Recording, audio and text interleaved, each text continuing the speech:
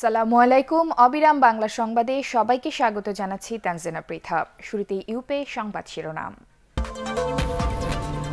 বীমা কোম্পানিতে চাকরি দেওয়ার নামে ঝালকাঠিতে কোটি টাকা হাতিয়ে নিয়েছে প্রতারকরা, জড়িতদের শাস্তি দাবি।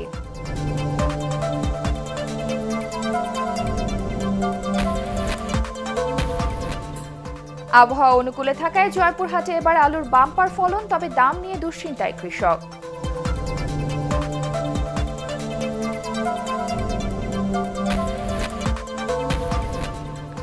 এবং সিরাজগঞ্জের সাংবাদিক শিমুল হত্যার 2 বছর আজ, মামলার বিচার শেষ না হওয়ায় পরিবারে হতাশা।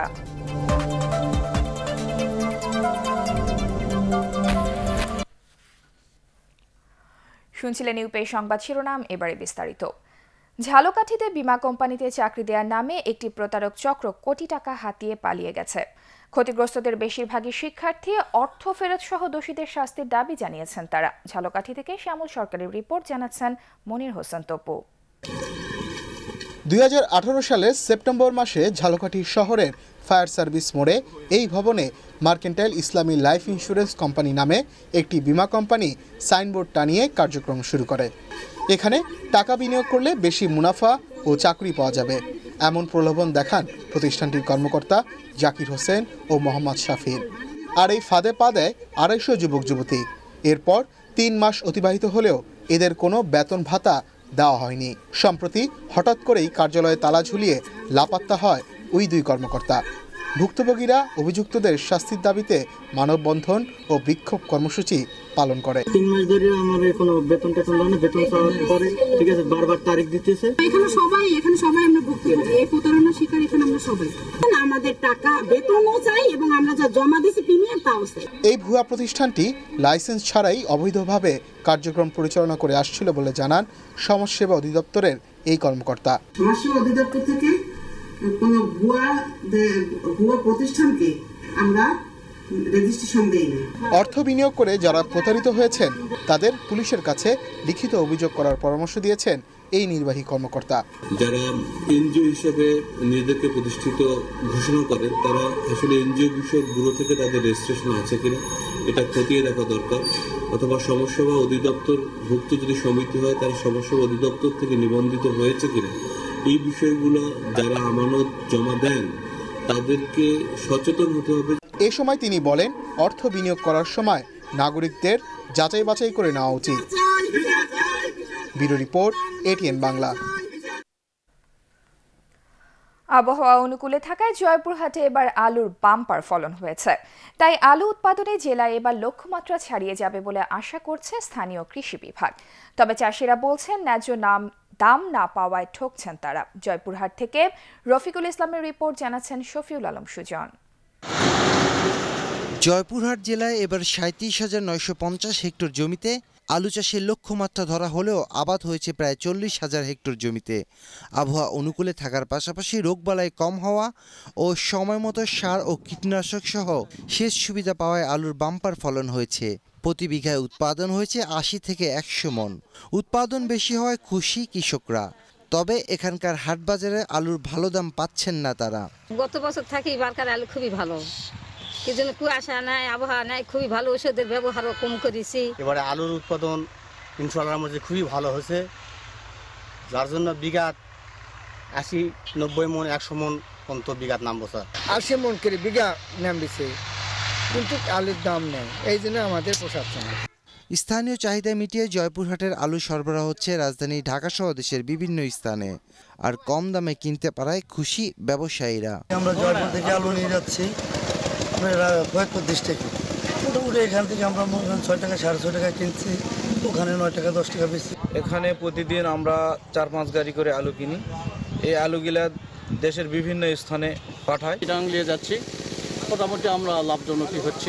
মাঠ পর্যায়ে গিয়ে কৃষকদের পরামর্শ দিয়ে যাচ্ছেন স্থানীয় কৃষি কর্মকর্তারা। মাঠ পর্যায়ে কৃষি সম্প্রসারণ অধিদপ্তরের তৎপরতার কারণে এবং আবহাওয়া অনুকূলে থাকার কারণে আলুর ফলন ভালো পাওয়া যাচ্ছে। কোনো ধরনের রোগবালাই না থাকার কারণে কৃষকেরা এবার আলুর খুব স্বাচ্ছন্দ্যে উত্তোলন শুরু করছেন এবং ফলনও ভালো। আলুর ন্যায্য মূল্য পেতে সরকারি সহযোগিতা কামনা করছেন জয়পুরহাটের কৃষকরা। Bureau report, ATN Bangla.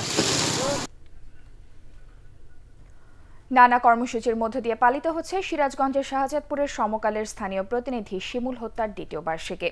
দিবসটি উপলক্ষে সকালে শাহজাদপুর প্রেস ক্লাব চত্বরে কালো পতাকা উত্তোলন, কালো ব্যাজ ধারণ, শিমুলের প্রতিকৃতিতে শ্রদ্ধা নিবেদন ও শোক শোভাযাত্রার আয়োজন করা হয়। 2017 সালের 2 ফেব্রুয়ারি সিরাজগঞ্জের শাহজাদপুর পৌরসভার কাওয়াক এলাকায় আওয়ামী লীগের দুপক্ষের সংঘর্ষের সময় গুলিতে আহত হন সাংবাদিক শিমুল। পরে তাকে বগুড়া শহীদ জিয়াউর রহমান মেডিকেল কলেজ হাসপাতালে ভর্তি করা হয়। পরদিন অবস্থার অবনতি হলে ঢাকায় আনার পথে মারা যান তিনি। এই ঘটনায় 38 জনকে আসামি করে শাহজাদপুর থানায় হত্যা মামলা হলেও 2 বছরেও শেষ হয়নি বিচার কাজ। মামলার প্রধান আসামি মেয়র মিরু ছাড়া বাকিরা জামিনে রয়েছে। সুষ্ঠু তদন্তের মাধ্যমে মামলাটির বিচার দ্রুত শেষ করার দাবি জানিয়েছেন শিমুলের পরিবার সহ স্থানীয় সাংবাদিকরা। বিভিন্ন রাজনৈতিক দলের সাথে চা চক্রে শুভেচ্ছা বিনিময় করেছেন প্রধানমন্ত্রী শেখ হাসিনা। গতকাল বিকেলে গণভবনের দক্ষিণ লনের সবুজ চত্বরে এই অনুষ্ঠানের আয়োজন করা হয়। প্রধানমন্ত্রীর আমন্ত্রণে সাড়া দিয়ে গণভবনে হাজির হন বিভিন্ন রাজনৈতিক ও জোটের নেতারা। তবে এতে যোগ দেননি জাতীয় ঐক্যফ্রন্ট। আরও জানাচ্ছেন নিয়াজ জামান সজীব। গণভবনে প্রধানমন্ত্রী শেখ হাসিনার আমন্ত্রণে চা চক্রে যোগ দিয়েছিলেন বিভিন্ন রাজনৈতিক দলের নেতারা। তাদের উপস্থিতিতে যেন অনুষ্ঠানস্থল এক মিলন মেলায় পরিণত হয়। বিকেল 4টার পরে অনুষ্ঠানস্থলে হাজির হন প্রধানমন্ত্রী। এ সময় বিভিন্ন টেবিল ঘুরে সবার সাথে কুশল বিনিময় ও শুভেচ্ছা জানান তিনি। অনুষ্ঠানস্থলকে আবহমান বাংলার বিভিন্ন ঐতিহ্য দিয়ে সাজানো হয়। আনুষ্ঠানিক অনানুষ্ঠানিক রাজনৈতিক কোনো আলাপ হয়নি, এমনি কুশল বিনিময় প্রধান বক্তব্য ছিল। অনেকদিন পরে দেখা হলো, সেই জন্য খুশি হয়েছেন বললেন এবং আমাদের শুভকামনা করলেন। আমরা তো শুভকামনা করেছি এবং তিনি বললেন শেষে আসার সময় যেটা বললেন একবার আমাদের সঙ্গে দেখা করেন যে রাজনীতির মতভেদ থাকতে পারে, তারপর দেশের ব্যাপারে যেন আমরা ঐক্যবদ্ধ থাকি। রাজনৈতিক নেতারা সবাই খুব খোলা মনে আলাপ আলোচনা করেছেন সব কিছু বিষয় নিয়ে, এবং এটাতে আমি মনে করি ভবিষ্যতে রাজনীতির জন্য এটা একটা ইতিবাচক ভূমিকা রাখবে। একাদশ জাতীয় সংসদ নির্বাচনের আগে যেসব রাজনৈতিক দলের সাথে সংলাপ অনুষ্ঠিত হয়েছিল সেই সব দল ও জোটের নেতাদের সম্মানে চা চক্রের আয়োজন করেন প্রধানমন্ত্রী শেখ হাসিনা। জাতীয় ঐক্যের লক্ষ্যেই তো মাননীয় প্রধানমন্ত্রী সংলাপ করেছেন এবং আজকে নির্বাচন উত্তরকালে এই সর্বপ্রথম একজন নির্বাচিত প্রধানমন্ত্রী তার যারা নির্বাচনে অংশগ্রহণ করেছে, গণতান্ত্রিক ধারাকে এগিয়ে নেওয়ার ব্যাপারে সহায়তা করেছে, তাদেরকে তিনি আমন্ত্রণ জানিয়ে শুভেচ্ছা বিনিময় করেছেন এবং তাদেরকে ধন্যবাদ দিয়েছেন। নিয়াজ জামান সজীব, এটিএন বাংলা, ঢাকা। বিএনপি ঐক্যবদ্ধ আছে। শেষ পর্যন্ত গণতন্ত্র ও ভোটাধিকার প্রতিষ্ঠায় তারা আন্দোলন চালিয়ে যাবে বলে জানিয়েছেন দলটির মহাসচিব মির্জা ফখরুল ইসলাম আলমগীর। গতকাল জাতীয় প্রেস ক্লাবে এক আলোচনা সভায় তিনি দাবি করেন, বর্তমান সংসদের কোনো নৈতিক বৈধতা নেই, কারণ এই সংসদ জনগণের ভোটে প্রতিষ্ঠিত হয়নি। তার ভাষায় 30 ডিসেম্বর নির্বাচনের মাধ্যমে আওয়ামী লীগ চিরদিনের মতো জনগণ থেকে বিচ্ছিন্ন হয়ে গেছে। সাধারণ মানুষকে সঙ্গে নিয়ে আমাদেরকে এই অন্যায়ের প্রতিবাদ করতে হবে, অন্যায়কে পরাজিত করতে হবে, ন্যায়কে প্রতিষ্ঠিত করতে হবে। আপনারা ভয় পাবেন না, সারা দেশের মানুষ আপনাদের সঙ্গে আছে। এই নির্বাচনে একটা কাজ হয়েছে, বড় কাজ, আওয়ামী লীগ জনগণের কাছ থেকে চিরদিনের জন্য চলে গেছে। বিএনপির কোনো সমস্যা নাই, BNP is United, BNP will fight to the last. সংসদ নির্বাচন প্রশ্নবিদ্ধ করতে বিভিন্ন দেশে চিঠি দিয়েও বিএনপি চরমভাবে ব্যর্থ হয়েছে বলে দাবি করেছেন আওয়ামী লীগ সাধারণ সম্পাদক ওবায়দুল কাদের। গতকাল নারায়ণগঞ্জে দ্বিতীয় কাঁচপুর সেতু নির্মাণ কাজের অগ্রগতি পরিদর্শনের সময় তিনি এ দাবি করেন।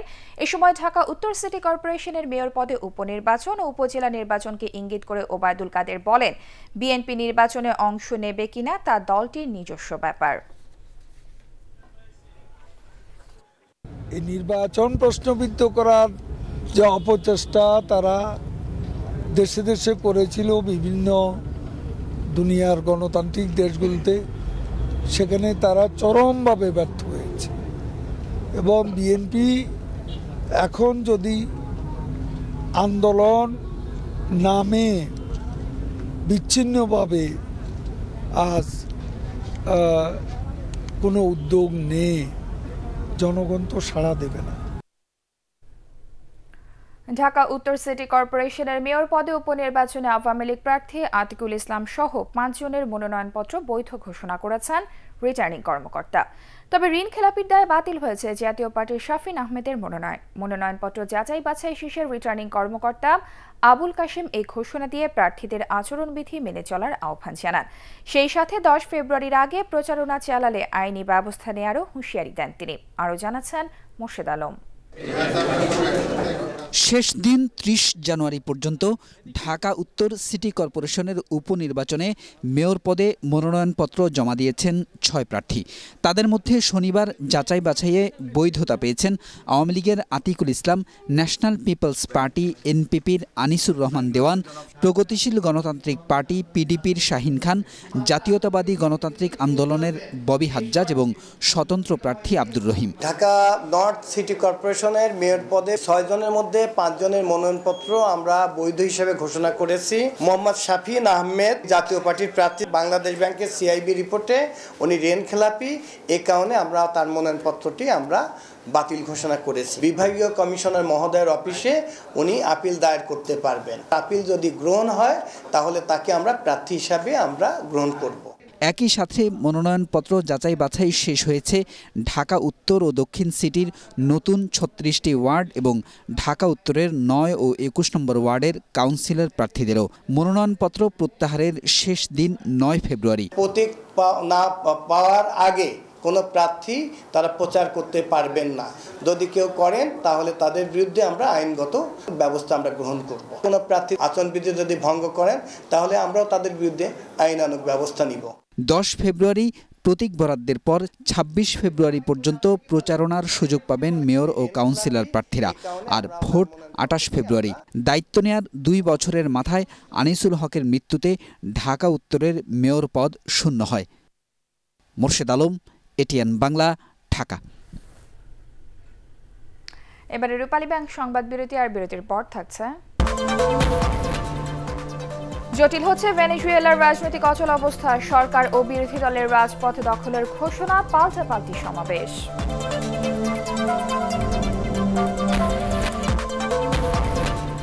এবং সিরিয়ায় যুদ্ধবিধ্বস্ত ভবন ধসে শিশুসহ নিহত 11।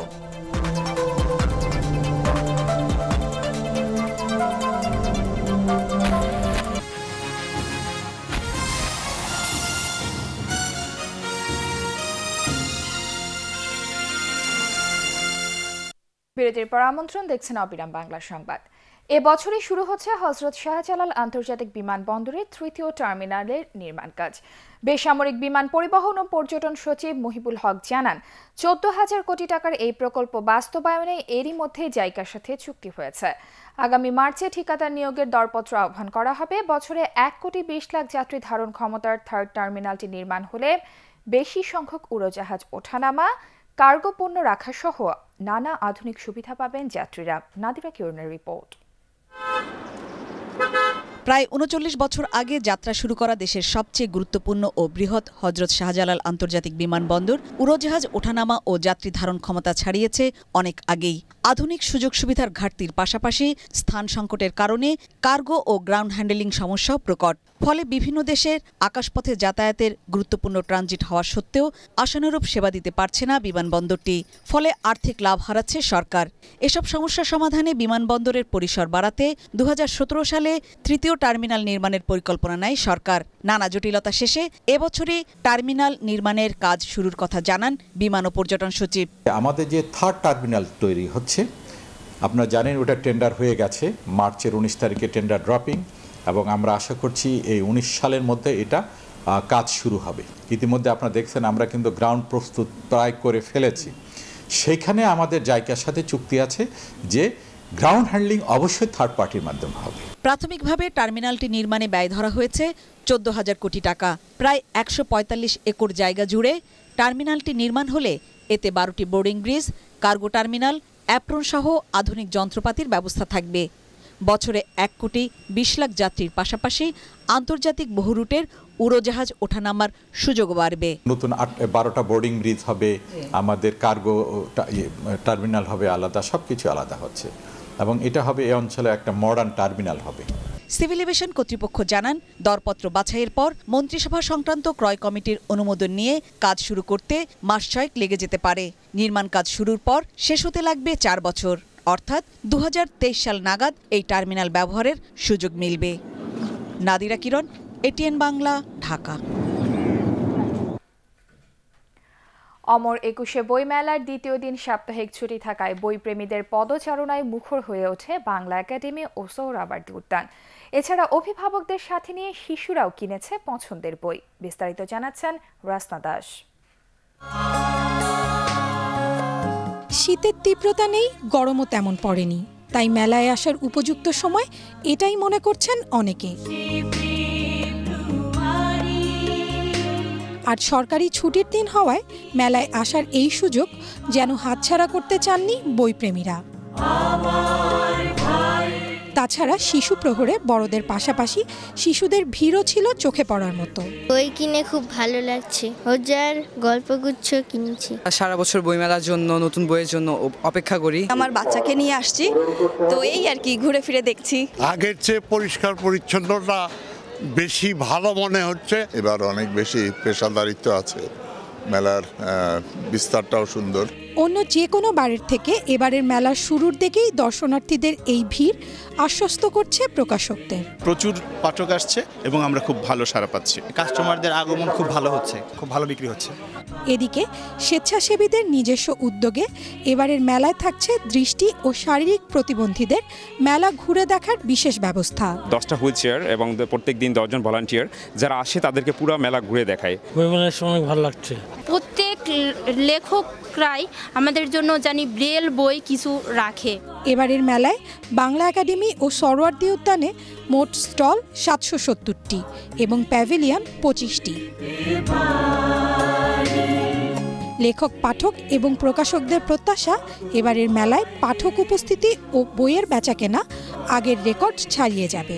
বিংশ শতাব্দীর বিজ্ঞানের এই যুগে বিনোদনের অনেক ক্ষেত্র থাকলেও সৃষ্টিশীল এবং মননশীল জাতি গঠনে বই পড়ার কোনো বিকল্প নেই। তাই নতুন প্রজন্মকে এই ধারাবাহিকতার অংশীদার করতেই বাংলা একাডেমির 21শে বইমেলার এই আয়োজন। রাসনা দাস, এটিএন বাংলা, ঢাকা। জানাবো আন্তর্জাতিক সংবাদ।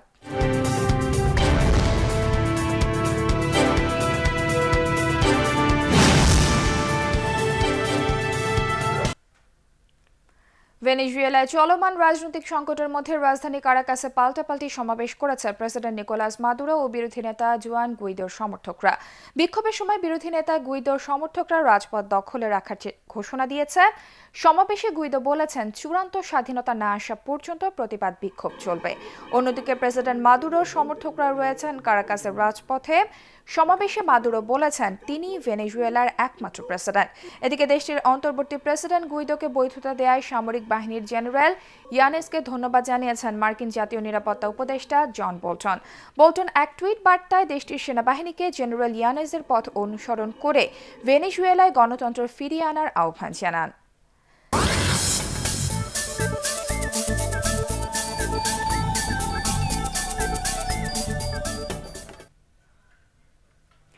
লিওনেল মেসির জোড়া গোলে স্প্যানিশ লা লিগায় ভ্যালেন্সিয়ার সাথে ড্র করে পয়েন্ট বাঁচালো শীর্ষে থাকা বার্সেলোনা। ঘরের মাঠ ন্যু ক্যাম্পে ম্যাচের বেশিরভাগ সময় বলের দখল আর আক্রমণে এগিয়ে ছিল বার্সাই। তবে 24 মিনিটে তাদের পিছিয়ে দেন ভ্যালেন্সিয়ার কেভিন গ্যামেইরো।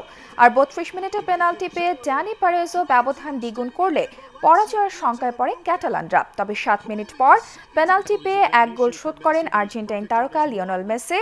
64 মিনিটে মেসির দ্বিতীয় গোলে কোনো রকমে 1 পয়েন্ট নিয়ে মাঠ ছাড়ে বার্সেলোনা। এর ফলে 22 ম্যাচে তাদের সংগ্রহ 50 পয়েন্ট।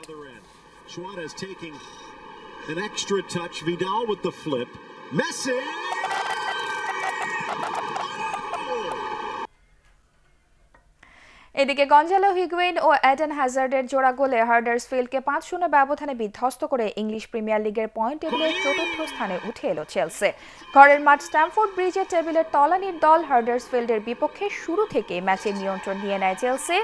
16 মিনিটেই তাদের এগিয়ে দেন দলে নতুন যোগ দেয়া আর্জেন্টাইন হিগুয়েইন। বিরতির আগে পেনাল্টি পেয়ে ব্যবধান দ্বিগুণ করেন এডেন হ্যাজার্ড। বিরতির পর হ্যাজার্ডের দ্বিতীয় গোলের পরই হিগুয়েইন আরও এক গোল করলে জয় নিশ্চিত হয় ব্লুদের। আর ম্যাচের 4 মিনিট বাকি থাকতে ডেভিড রুইজ আরও এক গোল করলে বিশাল জয় নিয়ে টেবিলের চতুর্থ স্থানে উঠে আসে চেলসি। 25 ম্যাচ শেষে চেলসির পয়েন্ট 50। ক্রিস্টিয়ানো রোনালদোর জোড়া গোলের পরও পারমার সাথে ড্র করে ইতালিয়ান সিরিয়াতে পয়েন্ট হারালো জুভেন্টাস। ঘরের মাঠ তুরিনোতে ৬৮% বলের দখল ধরে রেখে শুরু থেকেই একের পর এক আক্রমণ করে গেছে জুভেন্টাস। এরই ধারাবাহিকতায় ম্যাচের ৩৬ মিনিটে দলকে এগিয়ে দেন পর্তুগিজ তারকা ক্রিস্টিয়ানো রোনালদো। প্রথমার্ধে ওই গোলে এগিয়ে থাকার পর ৬২ মিনিটে রোনালদোর পাস থেকে ড্যানিয়েল রুগানি ব্যবধান দ্বিগুণ করেন, কিন্তু ২ মিনিট পরে অ্যান্টোনিও ব্যারিয়াগ এক গোল শোধ করেন। ৬৬ মিনিটে আবারও রোনালদো ম্যাজিক, তার হেডে ব্যবধান বাড়িয়ে নেয় বর্তমান চ্যাম্পিয়নরা। কিন্তু ম্যাচে ৭৪ মিনিটে একবার আর ইনজুরির সময়ে আরও একবার লক্ষ্যভেদ করে ম্যাসিমিলিয়ানো অ্যালেগ্রির দলের পয়েন্ট কেড়ে নেন গার্ভিনহো। অবশ্য ড্র সত্ত্বেও ২২ ম্যাচে ৭ পয়েন্ট নিয়ে নাপোলির চেয়ে ৯ পয়েন্টে এগিয়ে জুভেন্টাস। ইনজুরির কারণে নিউজিল্যান্ডের বিপক্ষে ওয়ানডে সিরিজ থেকে বাদ পড়লেন বাংলাদেশের পেসার তাসকিন আহমেদ। প্রথমে ধারণা করা হয়েছিল আঘাতটা গুরুতর নয়, কিন্তু এমআরআই করানোর পর জানা যায় কিউইদের বিপক্ষে ওয়ানডে সিরিজ খেলা হচ্ছে না তার। শুক্রবার বিপিএল এ চিটাগাং ভাইকিংসের বিপক্ষে ফিল্ডিং করতে গিয়ে আঘাত পান তাসকিন। অবশ্য বিপিএল এর ১২ ম্যাচে ২২ উইকেট নিয়ে সবার শীর্ষে আছেন সিলেট সিক্সার্সের এই পেসার। খুলনা টাইটান্সকে ৬ উইকেটে হারিয়ে বিপিএল এর শেষ চারে ঢাকা ডায়নামাইটস। গতকাল মিরপুরে খুলনার দিয়ে ১২৪ রানের টার্গেটে খেলতে নেমে সুনীল নারায়ণের ১৩ বলে ৩৫ আর উপুল থারাঙ্গার ৪২ রানের ঝোড়ো ইনিংসে সহজ জয়ের পথে হাঁটে ঢাকা। শেষ পর্যন্ত ৩১ বল বাকি থাকতে ৪ উইকেটে ১২৪ রান তোলে সাকিব আল হাসানের দল। এতে টানা ৫ হারের পর জয়ের স্বাদ পেল ঢাকা ডায়নামাইটস। এর আগে টস জিতে ব্যাট করতে নেমে ৯ উইকেটে ১২৩ রান করে খুলনা টাইটান্স। ১২ ম্যাচে মাত্র ২ জয় নিয়ে পয়েন্ট টেবিলের তলানিতে থেকেই এবারের আসর শেষ করল মাহমুদুল্লাহ রিয়াদের দল।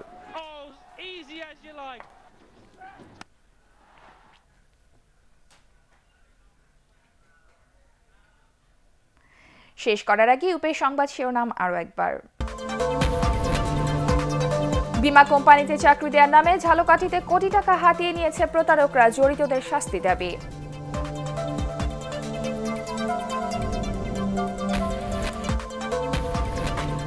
আবহাওয়া অনুকূলে থাকায় জয়পুরহাটে এবার আলুর বাম্পার ফলন, তবে দাম নিয়ে দুশ্চিন্তায় কৃষক।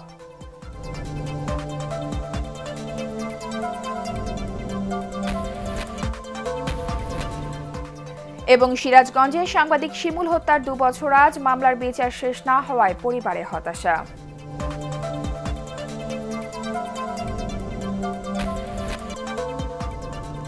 দর্শক, এই ছিল অবিরাম বাংলা সংবাদে। পরবর্তী সংবাদ দেখার আমন্ত্রণ জানিয়ে এখনকার মতো শেষ করছি। এছাড়া এটিএন বাংলা সংবাদ ইউটিউবে দেখতে ব্রাউজ করুন www.youtube.com/ATNTubeNews। সাবস্ক্রাইব করে এটিএন বাংলার সাথেই থাকুন।